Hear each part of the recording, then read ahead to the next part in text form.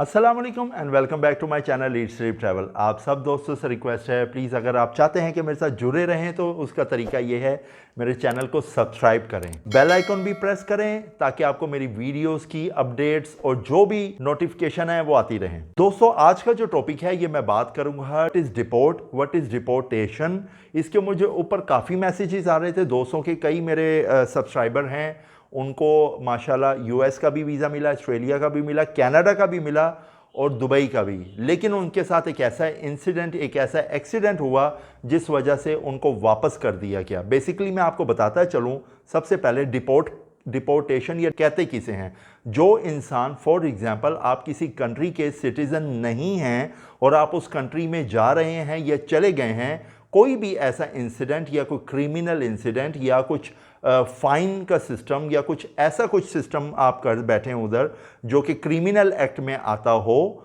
आप वहाँ से रिफ्यूज़ हो जाएं तो उसके ऊपर उसकी गवर्नमेंट ये अथॉरिटी रखती है कि आपको वहाँ से डिपोर्ट कर दे।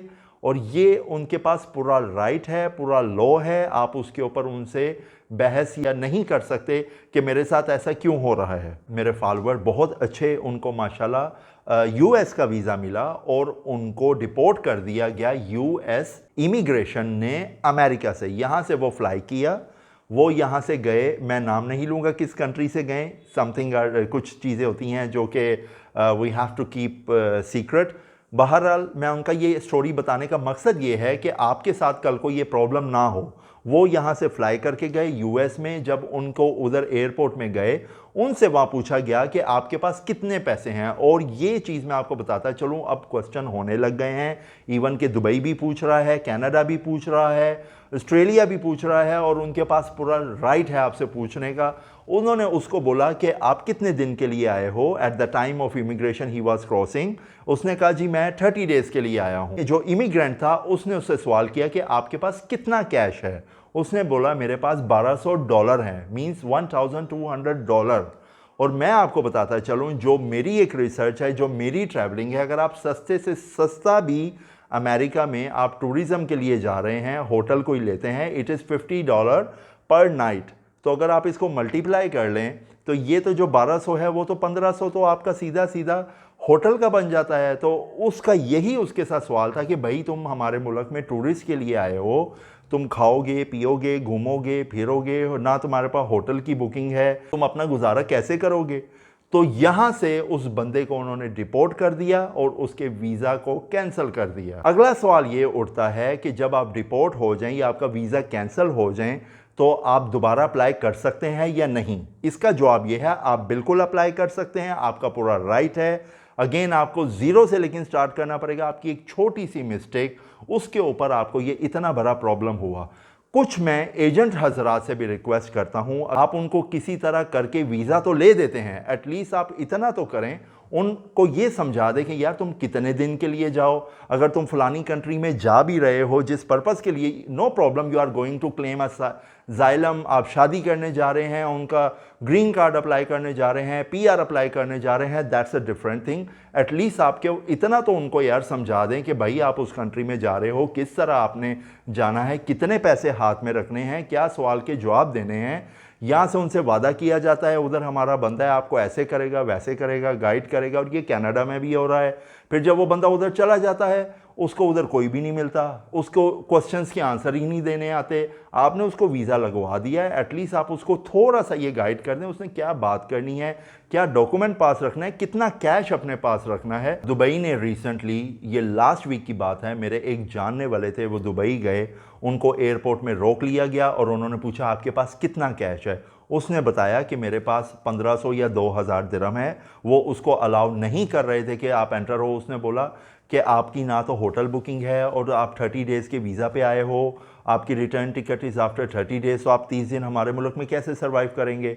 यूएई ने, इसके ऊपर मैंने एक प्रॉपर वीडियो भी पहले बनाई थी, ये तकरीबन 6 महीने पहले ही ये चीज़ उन्होंने अनाउंस कर दी थी और अब इसको ऊपर प्रॉपरली इम्प्लीमेंट कर दिया गया है। आपके पास 5000 दिरहम कैश होना चाहिए अगर आप यूएई जा रहे हैं।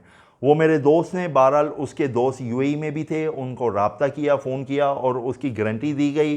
कुछ पैसे उसके लिए मौके पे हमने अरेंज किए तो उसको उन्होंने अलाउ कर दिया एंटर हो जाएं, और नेक्स्ट टाइम के लिए वार्निंग दी, अगर आप टूरिस्ट वीज़ा पे आते हैं कम से कम आपके पास इतने पैसे होने चाहिए। और मेरे दोस्त ने मुझे बाद में बताया कि मेरी ही फ़्लाइट में एटलीस्ट 10 लोगों को वापस किया गया जिनके पास पैसे नहीं थे और वो अरेंज भी नहीं कर सकते थे। तो खुदाया कुछ ऐसे लोग भी हैं जिनके पास आजकल लाख 1.5 लाख बेचारे इकट्ठे करके एटलीस्ट दुबई आ जाते हैं रिज़्क की तलाश में, नौकरी की तलाश में। उनके साथ ये ज़्यादतियाँ ना करें।